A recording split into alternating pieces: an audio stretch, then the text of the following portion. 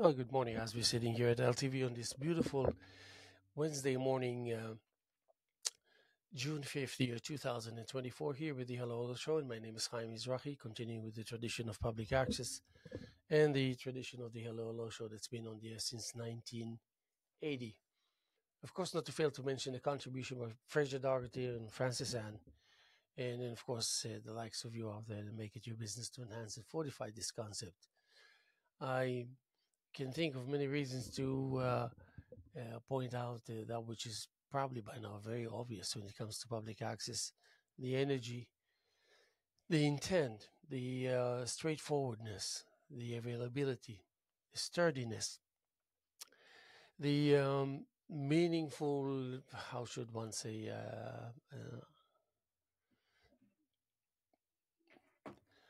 approach that helps us if we happen to find ourselves engaged in this concept, being able to deliver the, that which is the extension of our passion, whether it's the written word, whether it's the musical note, whether it's the artistic attempt on the canvas.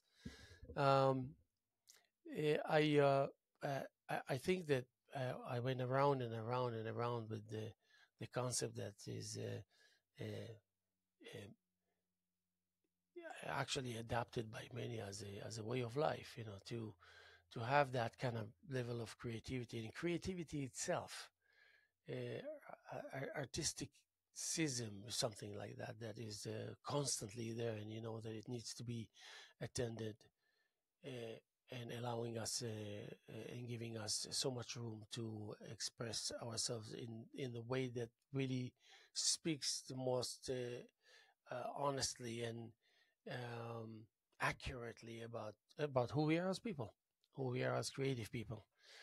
LTV is a wonderful entity to help one realize that, and especially now that I just put I curated the show uh, that is going to be shown here for the next 5 weeks, and the opening is this coming Saturday on June 8th, 4 to 7 here at LTV, and the um, artists such as Donna Corvey and then Renee Garlin and why am I saying Garlin? You know what? I'm a little confused now. So wait, before I continue to make mistakes, I don't want to. I don't want to. Wait a second. Okay, so that will be here. Mm,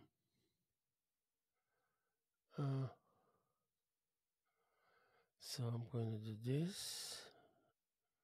Oh yeah, Galanti. Yes, that's Renee Galanti, Donna Curvy, um, and, and then we have Anthony Lombardo. Let me see where, and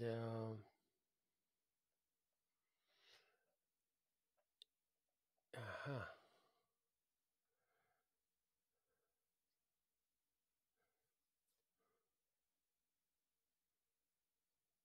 Okay, so that will be right here. Okay, good. Um,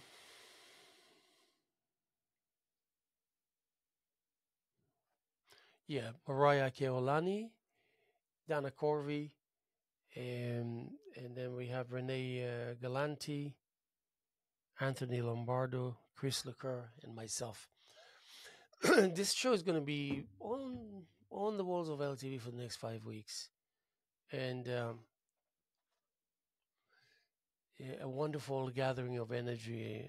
And I have to mention that Chris Lecoeur, the owner and the operator of the Liqueur Gallery in Montauk, super helpful, a good friend that helps me hand in hand uh, in sharing the effort, curating, hanging, been learning a lot from him, and feel fortunate to be working hand in hand closely with him. Uh, and we're coming up with so many interesting things. Of course, when the time comes, I'll be talking to you about all that. And you,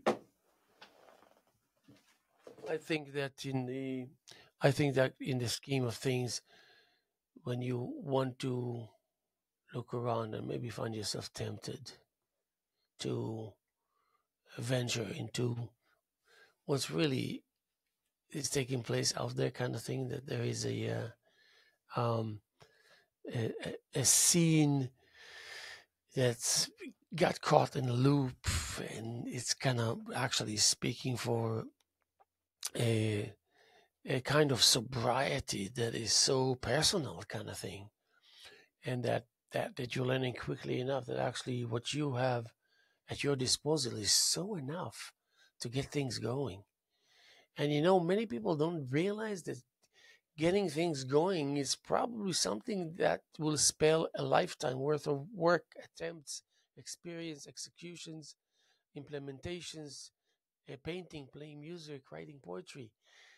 Just that kind of a sudden introduction into, okay, now I'm willing, I'm ready, I'm capable, and I already speak to you as I speak to you out of that center, out of that middle. So in the name of God, you're sitting there and you're thinking, brush, almighty brush. And you think about the pigments. I remember the early stages of my doubts and difficulties, and yes, inspiration, inspiration, inspiration, inspiration. But it doesn't make doubts go away, second guessing go away, obstacles and challenging difficulties go away and never show up. It's there. It's just kind of something that you need to design yourself to be able to attend to, even if you're not like coherently saying, I am going to do that now. But in the early stages, it was like I used to wander into the depths of the moment, wander, and I'm like right there. I got everything I need. I have everything I need. I have I had everything. I have everything I needed. Everything I need. Everything I needed. And I'm standing there, and I choose to stare at the brush, the almighty brush. And then, of course, you take that wonderful paint tube and you look at it, and you're just like amazed, amazed that you can open it, amazed that you can mix the two brushes and paint and application and this and that. And then it's just like unbelievable feeling that can be taken for granted so quickly, so quickly, so quickly, and sometimes ending up disappearing, never to show up again. So much that we can lose because we are not sensitive enough towards what is available to us, or maybe what is you can be made available by us for us, by us for us, by us for us. And and if you have something that you can busy yourself with, like something that's kind of half halfway decent, halfway meaningful, I don't know. Uh, if you can pick up any artistic attempt uh, with a lot of knowledge or zero knowledge, with a lot of experience or zero experience, and then the decision itself will be already an establishment in itself. It will be already something you can busy yourself with philosophically for so long that by the time you'll be ready to come back to reality to engage, there will be no more reality. The end of times will take place and the new world will be introducing itself before you will show up again and say, where am I? What's going on here? But because you're so intimate with that level of conviction on the behalf of that which you understand and know, and or that of that which you are responsible for its own creation, uh, in addition to what the world has to offer to us and Mother Nature and all this. But it's hard. So I'm at the early stages. I'm sitting there and I am like puzzled. I'm puzzled because I made the moment puzzling. And I was contemplating, and it's because I made the moment to work with me when it comes to contemplating about what really is taking place here and creating my own grid, my own composition, in black and white, and have it always available running for security.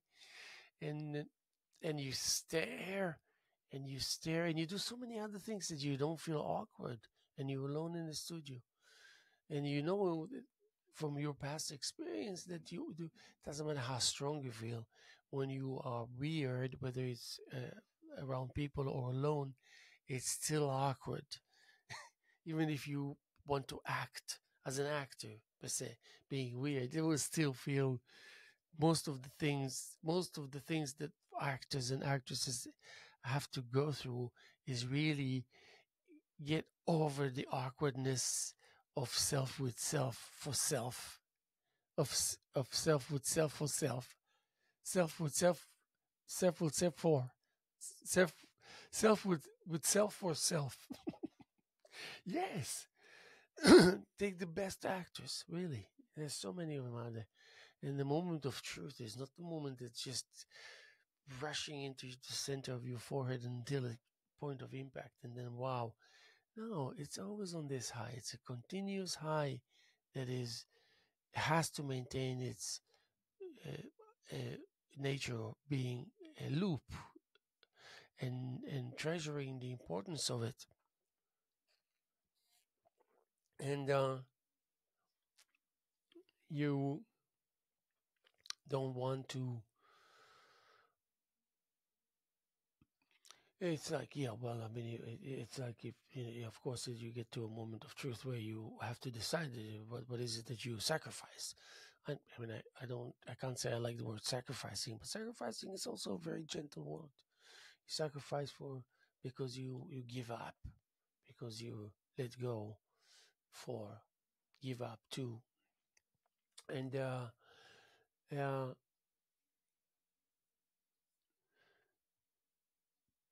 you realize that you have to deal with this issue. You have to sacrifice. So sometimes you don't really know, per se, knowing enough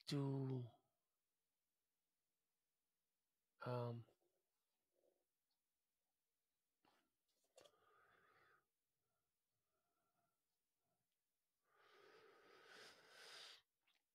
to know that maybe next week when you have a little more time and you want to re-examine that which you already decided on will be too late.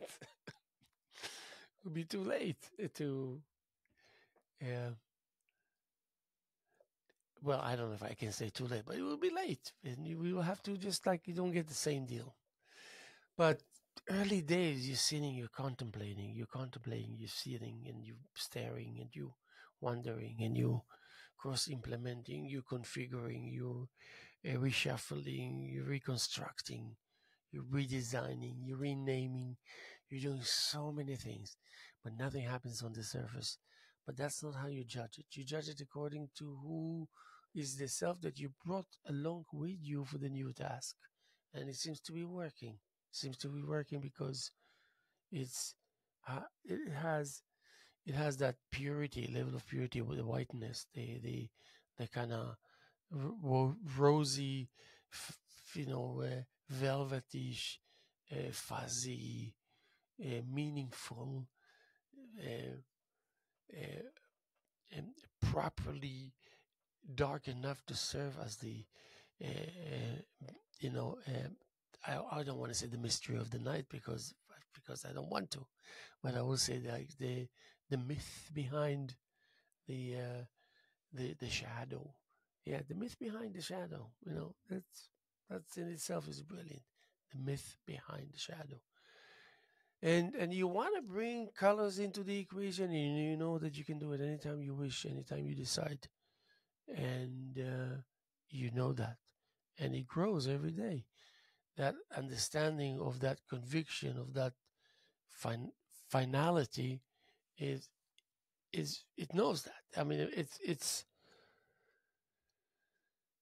so all of that's to say that when we decide to okay, say, well, you know what, actually, I think I'm ready, and then you turn to join the forces, and there's no one around, everyone left. They already all of them are on the way to their tasks that were assigned to them ahead of time, and they missed the train. What train? What vehicle? What vessel did they miss? But they missed something. So there's just like now when you hit reality, while you were so effective and almost successful in avoiding it altogether.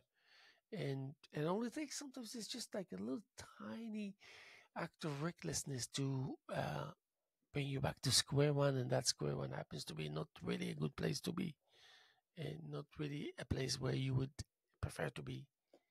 And so a couple of times here from the north, a couple of times from the south, a couple of times from that um, exotic, nameless corners, that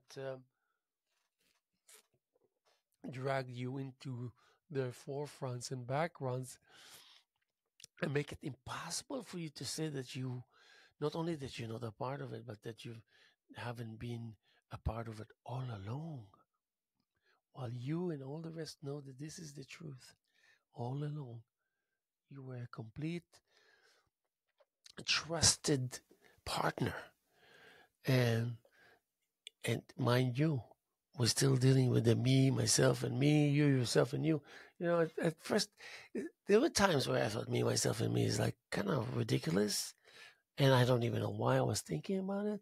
And I don't even know why it came to because I wanted to, I think it's because a few times I needed to say, to quote one of a great Jewish saying by an incredible scholar, a genius, that says, if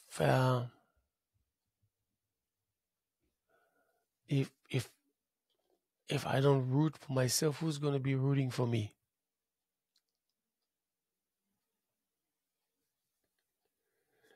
That means if I cannot be myself, that I can own and use in order to expedite the process that is artistic by nature, then who's going to do it for me if I don't do it for me? So now, again, very basic, sounds very cliche and all that, but so effective if you were to be the actor for that moment, to deliver a convincing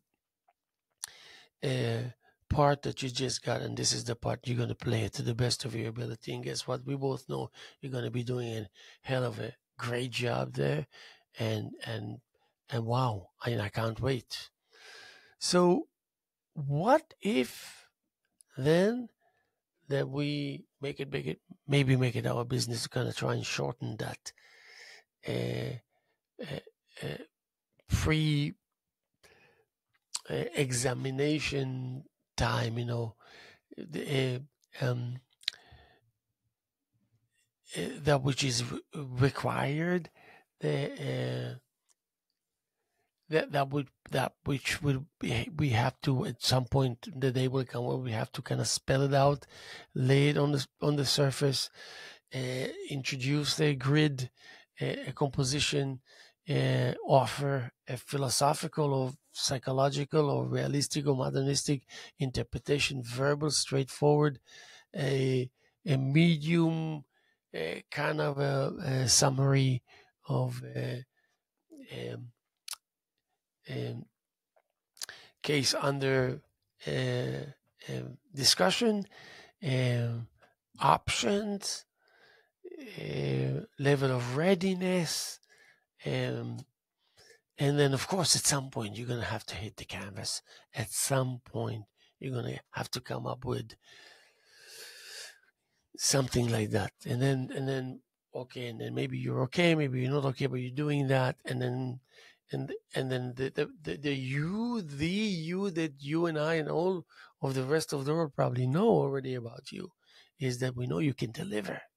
We know you can deliver not because we have some kind of a magical social tensions softening device that trying to maybe deprive you from some excitements now and then, but still, nevertheless, I can sit here and speak about these things so much, but at the end of the day, and that's what really I want to bring into the moment, you will still go back and you will examine, and it won't be a mystery, it won't be a hidden, it will be just like you go there You go there. I don't even know where there is, but you go there, or you go to, and then it's clear. You see clearly, and it's a good feeling.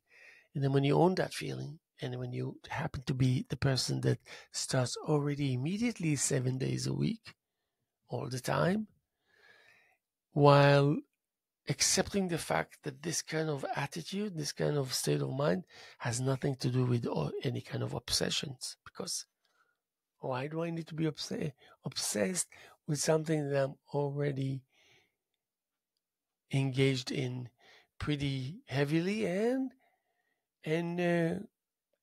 continuously? Like, like for example, I got two paintings that I'm working on now, and they are so elusive, so elusive, so elusive. One is because it's of its size, certain style, and the size does not intimidate me, but certain style, one of the styles supposedly that I utilize as an artist and that I use it, um, um, some dimensions pose um, an obstacle and a difficulty that I'm not so familiar with, and I wondered about it, and I kind of become I became more acquainted with the nature of it as time went by, and then I managed to gather some, and um,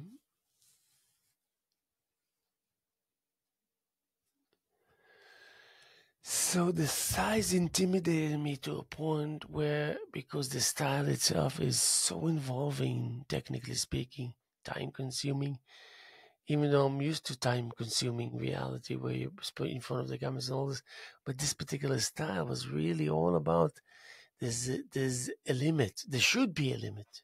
There should be a limit because you wanna be kind to yourself. You cannot create even with the utmost amount of inspiration and conviction and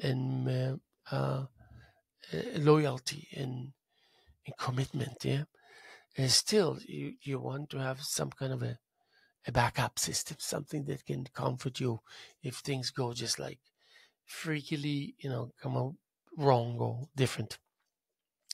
So, so this piece, so I, what did I find myself doing?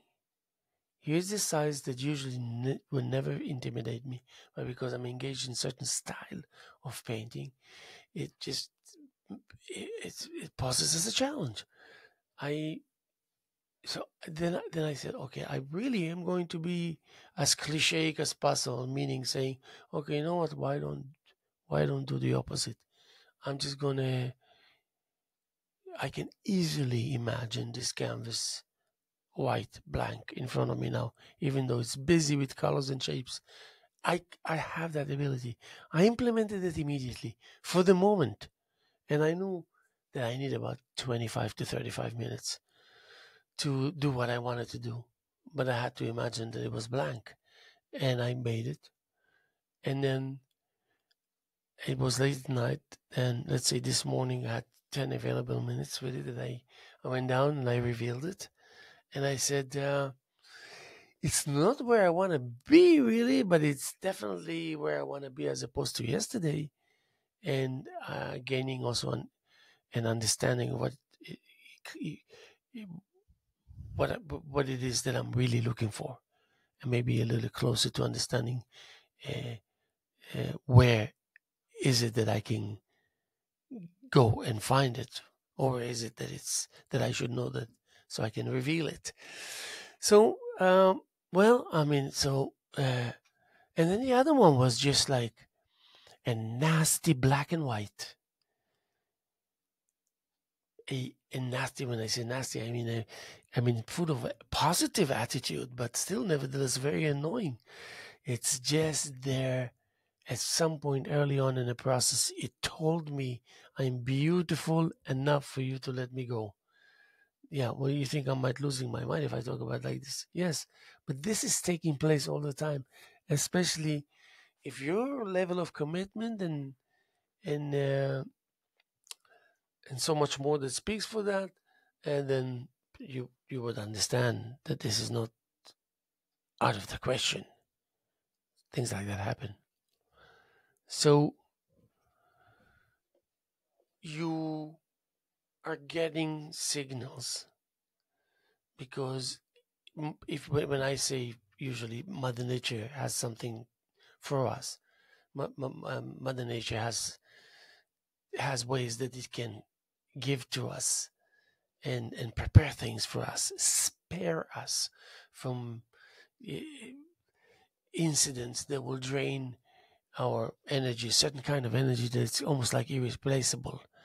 I mean, like energy draining factors, identifying them, documenting them, and and then training yourself to avoid them. And then you can see the results immediately. Immediately. That's why people, when they play the lottery, they want a ticket to scratch. They don't want to walk around with their lottery ticket in their pocket and almost lose it 10 times because you pulled some papers from your pocket and then the lottery ticket fell on the floor. But still, anyway, they don't want to wait 24 hours or tomorrow or 48 hours before they can find out whether they're losers or winners. That's why they want to scratch. They scratch. And if you think that I did not imagine these things in my head, trying to find the components for the right composition that will give me some kind of a predictable, stable, available reality upon which I can paste a desire. I can place it there and begin the work. So begin the work for me would be begin that which is familiar, conquerable, doable, and I know all of the above, and I've done it more than once. So there's kind of a level of surety and confidence, at least to the best of your estimation, that you will probably do fairly well, even if you don't try too hard or won't expect or shoot for the stars. But you could, of course. But for that sake, you're good to go. You can actually go, and for a little while, with this sense of security, you find yourself being more at ease, traveling while you're not going anywhere really. It's traveling, standing still, traveling, sitting, and gazing into the thin air, into a dead spot somewhere in the immediate horizon is it's a very well known kind of, anyone can imagine it, can picture it, uh, and and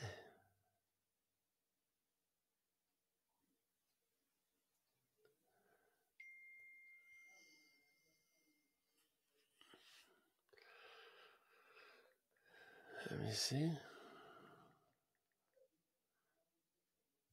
Okay, maybe I'll get my friend Justin to come and talk to us once again. Fantastic. Let's see what he says. Hi, this is Justin. I'm no. Okay. Hello. Let's try you again, baby.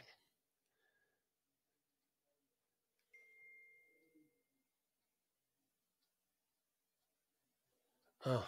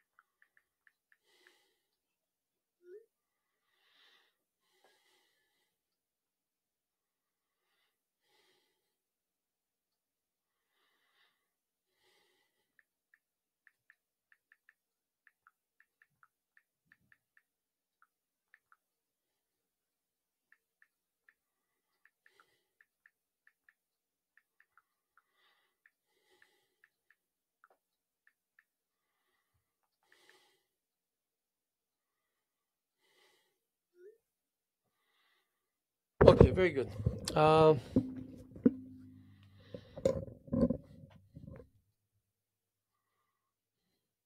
Okay, very good.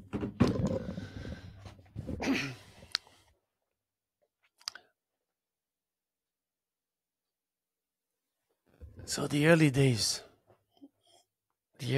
where I was like still could catch myself coming from a like daydreaming scenario with a brush in my hand in front of a canvas, and really honestly, really trying to find a way to get some answers for questions that I probably actually knew the answers, but I wasn't too. I didn't want to be alone in that thinking that I can understand this alone, even though I could. That it's okay. That company sometimes is just a slowing down factor, and it's okay. We're better off being alone. We're better off being owning the moment completely, even if the moment turns out to be much stronger than us, and probably, and most of the time it is. Most of the time it is. Yeah, it's um okay, very good. So I'm gonna do this. Good. So, most of the time it is.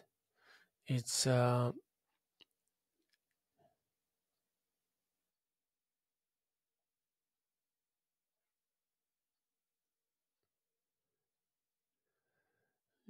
it's kind of, as long as you know that you're implementing your technique. Like for example, when I can tell you that at least for 10 years, I always included drumming with anything creative that I did. So if I was writing or if I was painting, whatever, I used to have like a practicing pad and sticks, and it was always,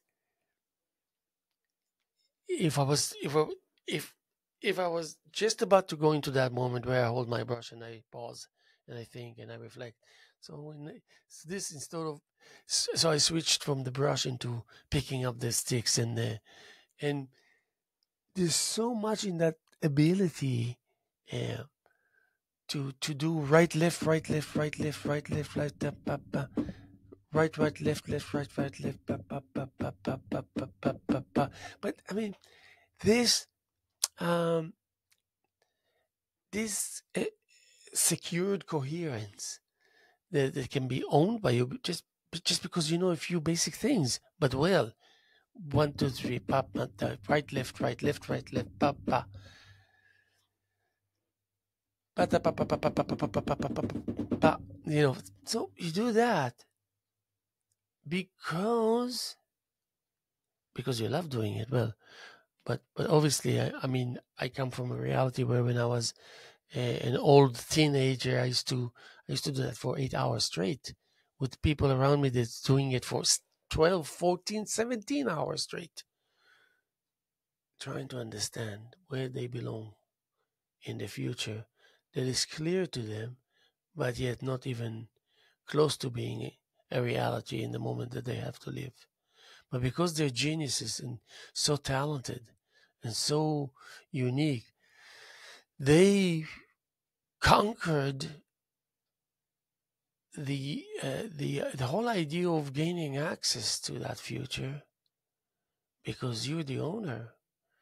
You can always, yes, when you bought the land, they start building structures on the land, but you want to always be able to visit your land, to this. You go there and you're allowed to go there anytime without any warning because you own the land. Even though people are busy, they're building, not building. You can also put a pause on the starting date and enjoy the land. So in that sense, you're like really uh, wanting to allow uh, the truth to shine because you know enough uh, what not to do, know what to do, what to do. Yeah, it's good to know, but what not to do. What to do? Yeah, it's good to know, but what not to do. So, what to do? What to do? Yeah, it's good to know, but what not to do. What to do? Yeah, it's good to know, but what not to do. So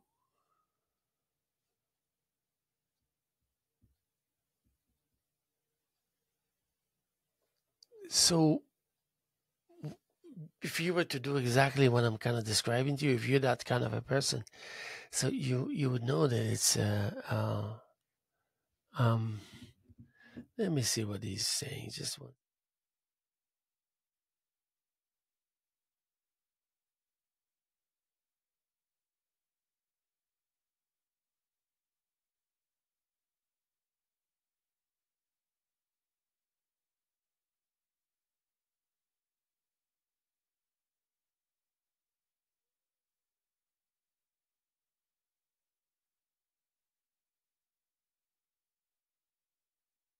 Yeah, I will wait for tell her that in 10-15 minutes I'll be free. Oh, okay, bye bye.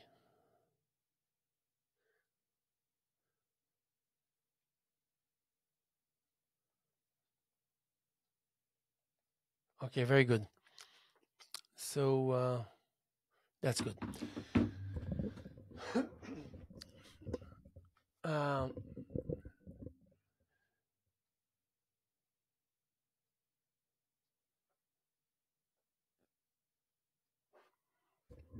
so if you're lucky enough to have a close friend next to you, a boyfriend, a girlfriend, that's just kind of selfless and good natured, and a witness, because let's say you share the same apartment, you're a couple, and someone else tells you, like, I remember when I just joined the army and I had a good friend, and I I think I was 18, maybe 18 and a half or something. And out of the blue one day I showed him two or three poems. Uh, and I remember his reaction was so pure and clean and straightforward. It was so absolutely together with itself, compounded. It was so effective. It was so influential. I don't think he knew to what extent. Um, the expression of surprise in his face, like, wait a second, this is good. So if I ever from that moment on had any doubts or any sensations of like low self-esteem and all this, the main thing that could get me to stop that decay, to stop that moment from the shooting roots, was to think about that moment when he read my short poems and just simply uh, thought that they're good. So that point of reference can never leave me. It will always be beneficial in my life. It will always give me enough oxygen for the time that whatever forces are taking place, depriving you from that oxygen. For some miraculous way, you always have the matching one to complete the void. But this is while the canvas is there waiting for your point of impact, while you're waiting for the canvas to give you the okay, while that drum set or piano is just making its presence known. Don't even ask me how, but it does. And then you are going to come and approach the keys, and they're going to be absolutely quietly exuberant, thankful, grateful, and you're going to show the world that really doesn't exist in those moments how how enlightening, how delicious, how accommodating, how like, and and this kind of moments of truth, they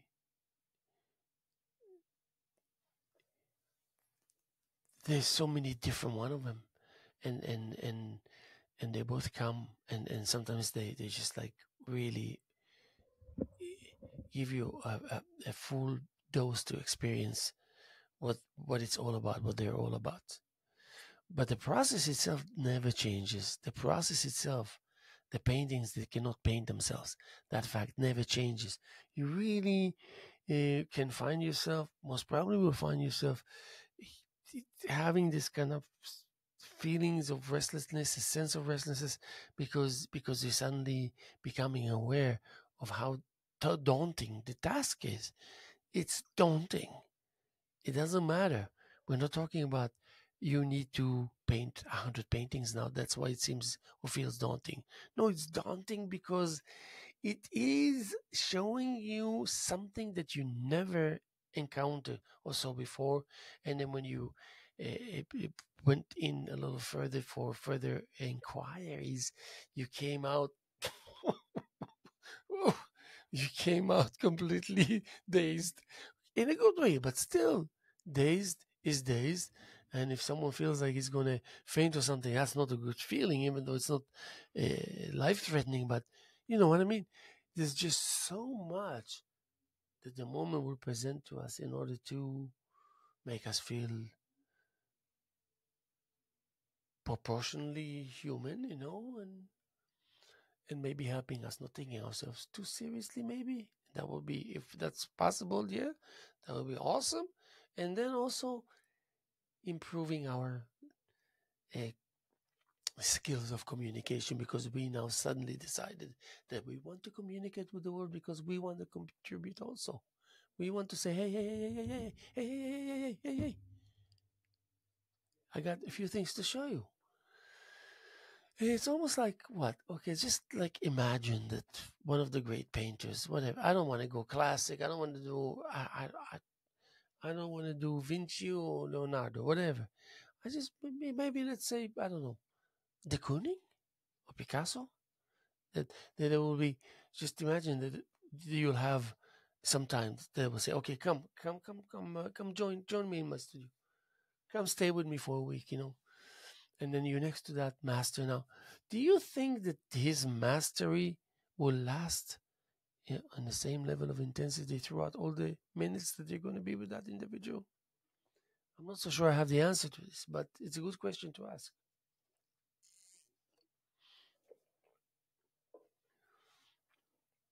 Let's just say that because I played a grandmaster in chess by accident, really, it wasn't planned, while I'm exactly 0.001 of the capability of that grandmaster. But what happened to me was just playing 2 games with him on an airplane uh, made me a much better chess player, just because I felt like uh, while he was playing with me, kind of showing me the map, showing me what he's talking to me in regular language. And I was amazed. I was observing him. I was I was so many feelings at the same time. And and that's exactly what I did also with the uh Cameron Denard in the early 80s. A musician, a legend, someone that I was like in my wildest dreams, never thought I'd take lessons with him. And here I am, 6 months going there doing.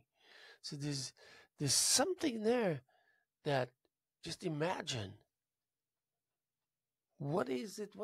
What as you say, if you're like just a regular painter like myself, or maybe I consider myself as a good painter. Maybe sometimes I can do things that are very good, but to say that I'm like whatever, I don't know. Like, but if I was to be with them in their studio for a week, I would completely soak myself with amazement, and quickly enough, my instinct will kick in because they will want to adapt to that which will remain once this moment is over. Uh, because you cannot reenact greatness, of others. So, but there will be after 2 3 days you start noticing the sweat on the forehead of that individual, the discomfort, and maybe he's smoking too much and it's too stuffy here and it smells terrible. I feel like vomiting, but still the world will spend the next two, 4, 5, 6,000 years from now, that level of admiration towards this painting or that painting or this group of painting or this movement, very tiny things when they took place on the surface that you witnessed there because you were with them.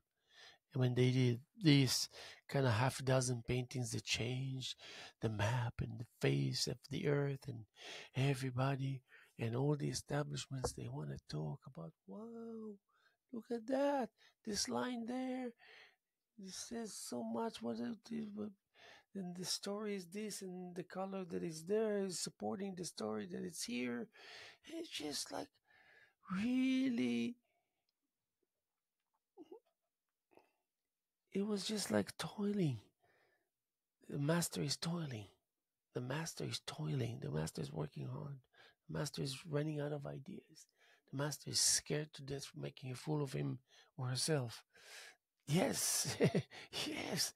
It's like, okay, so what is it that I need to do in order to step back and reinvent myself without doing much, really? Maybe just giving myself time, and that will do it because it worked like that in the past. So many good ideas. It's not like a good idea. There are so many good ideas. Now, wouldn't you want to be in a position where you feel like you have a lot of good ideas and that you can choose from? And because you know that you are someone who will choose from, and because it goes hand in hand with creativity, with doing, there's no way that you will suddenly find yourself and saying, what are you doing? Get get moving. No, that's not happening with you because because you are where you made a point to help yourself be, because you both came into the agreement that that's the place, the best place to be. So you don't argue with no brainers. You don't argue with things that are just clean cut and that makes you feel like you better not make that mistake and say what you want to say now. Just kind of, how about let's chill, man? Do not say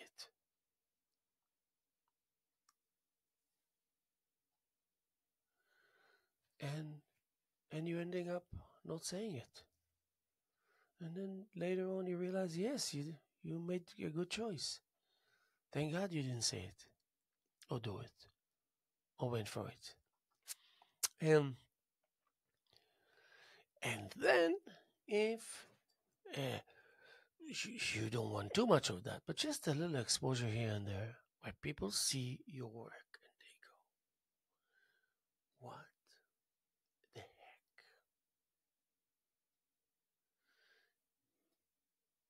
I've been to exhibitions where I found myself, and it doesn't have to be the greats of the past or whatever, good,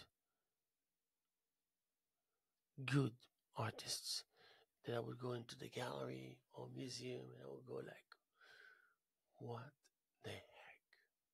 Look at that. And you go in and out and in and out and in and out. And you look and you look and you look and you look. And you look because you love it, because it's beautiful, because it's different, because there's a lot in there that is telling you that you need to get closer and telling you, maybe guiding you how to go about understanding it and getting what you need to get out of it. Yes, as an artist, you have the license to travel and to say thank you because I'm going to be using this attitude that you used here. Thank you. I'm going to use that kind of energy that the music produced in that section before that section. And then, yes, definitely about that phrase of all phrases that will keep on carrying the world into a safe future. Yes, indeed. Like, let's invent what? 3 words that can be 3 independent words and a beautiful sentence that we can feel proud of ourselves, like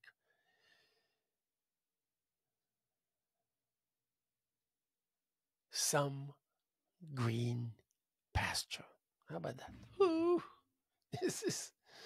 You thought I'm gonna come up with Um, a really complicated one, but no. Um, I'm gonna do this. Some green pasture. Ooh, ooh, ooh. But you see what I mean? You take this and you can name anything with it. Your next book, your next solo exhibition, your next title of a poem, your next slogan. And of course, it doesn't really mean much because it means so much instantly. And then there's certain lines that you read that you don't feel like going back and start analyzing it or see what's more to it. Sometimes it's good, but with this one, it's just some green pasture. Some green pasture.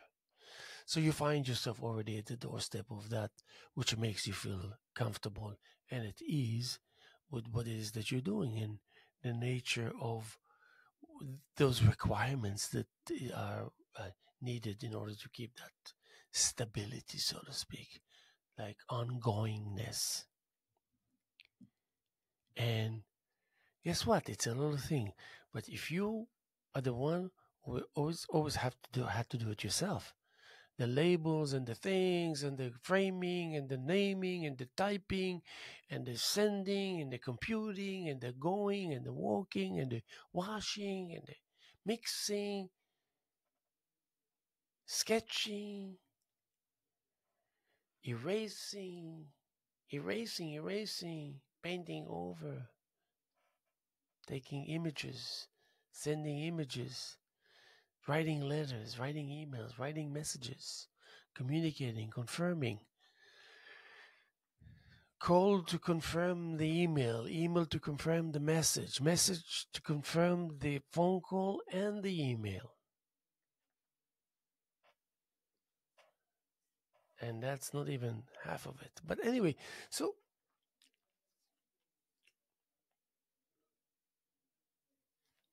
you, that's why it, it,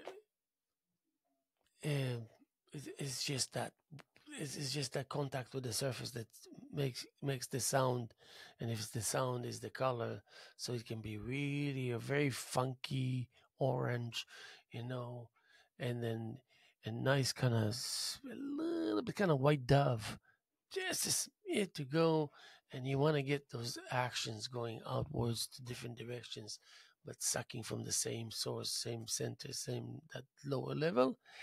And then, of course, early grid, the back of the brush, just carve and see your moment there, clean it, go back to, yes, that dark green. And when you apply the dark green on the top left, just smear it with a little bit of oil, of yellow. Just gonna grind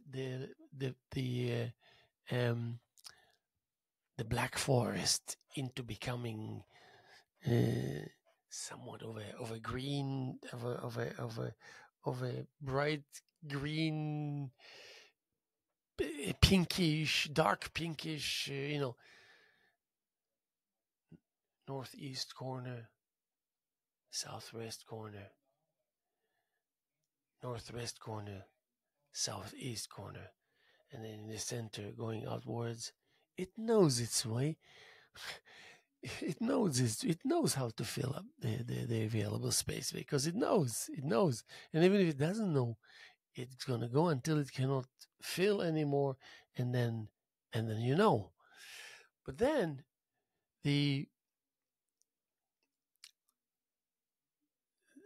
the notion that this cannot just stay where it is, self-glorifying, narcissistic, excusable uh, narcissism, and kind of more like uh,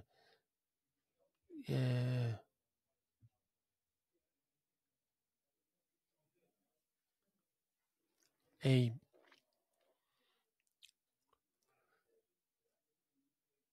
the anticipation and expectation uh,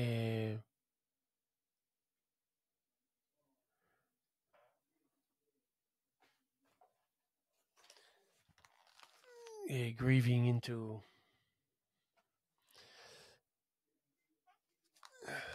Actually, this actually feels good. 1 second.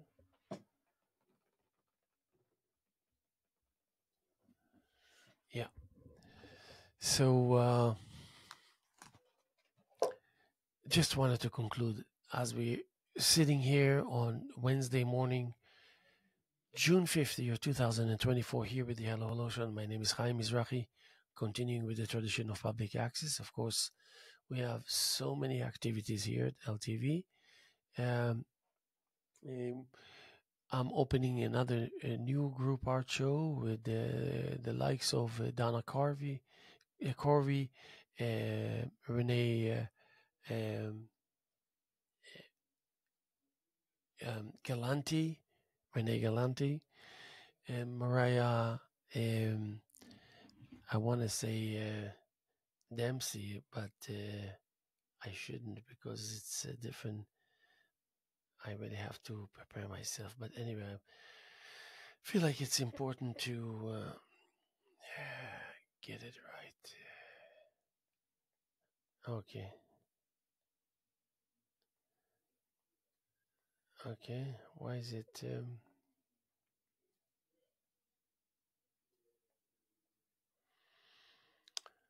Oh yes. Okay. Good. So that's for this coming Saturday, June 8th, from 4 to 7, and we have the Renee Galanti and Mariah Keolani, Donna Curvy, Anthony Lombardo, Chris Lacour, and myself. And this is going to be through the second week of July. And as I said, this coming Saturday, June 8th, between 4 and 7, you're all welcome to attend. And I'm sure there's also some activity in Studio 3, maybe music, theater, I don't know, but it's all available on the website. So I wanted to maybe leave you with this notion of, first of all, I will say that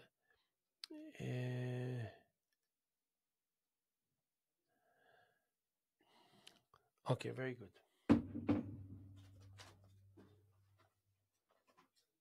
Very good. Okay. So, okay. We're going to be here tomorrow as much as we were here yesterday and as much as we're here this morning, Wednesday morning, June 5th, year 2024, here with the Hello Hello Show. And my name is Haim Mizrahi. I'm just going to leave you with this thought.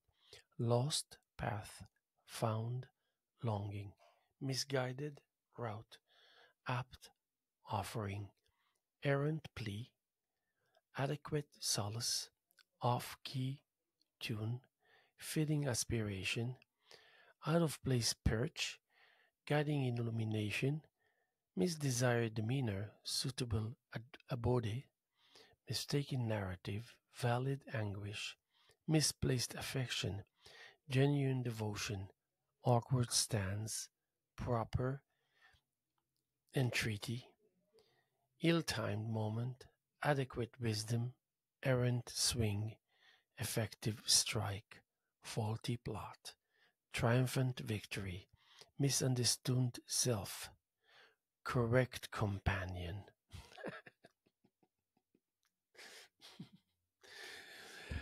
Okay, thank you.